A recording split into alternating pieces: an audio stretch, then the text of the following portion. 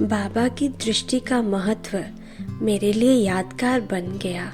सद्गुरु की दृष्टि ने मुझे निहाल किया।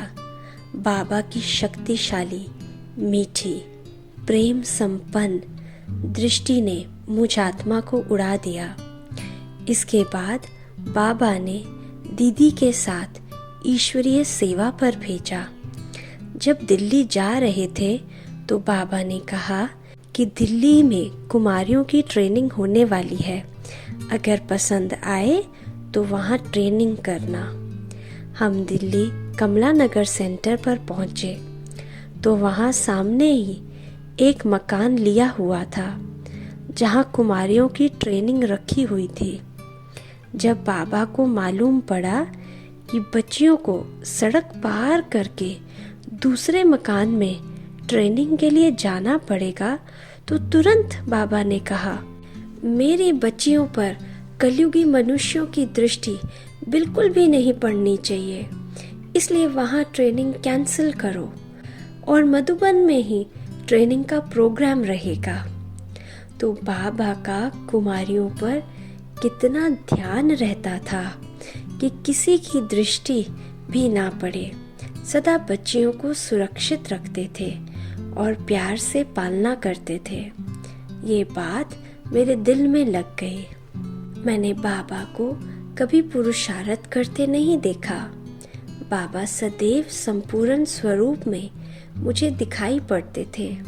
साकार में होते भी ऐसा लगता था कि बाबा यहाँ नहीं है, जैसे चलते फिरते फरिश्ता ही दिखाई देते थे, बिल्कुल शिव बाबा के समीप। इस साकारी मनुष्य लोक में बाबा देव लोक के देव स्वरूप लगते थे।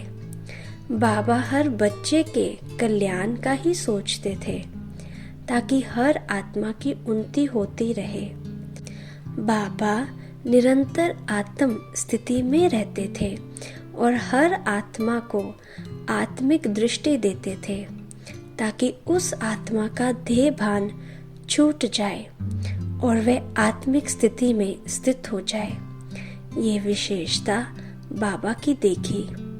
कई बार मुझे ऐसा लगता था कि हम और कोई पुरुषार्थ करे या ना करे, लेकिन आत्म समृद्धि में रहने का, आत्मिक स्थिति में रहने का पुरुषार्थ करते रहेंगे तो हम जल्दी से जल्दी बाबा के नज़दीक पहुंच जाएंगे। एक बार की बात है, मैं बाबा के साथ बैडमिंटन खेल रही थी तो खेलते खेलते बाबा रुक गए और पूछा, बच्ची किसके साथ खेल रही हो? तुरंत याद आया कि बाबा के साथ सर्वशक्तिवान शिव भी है।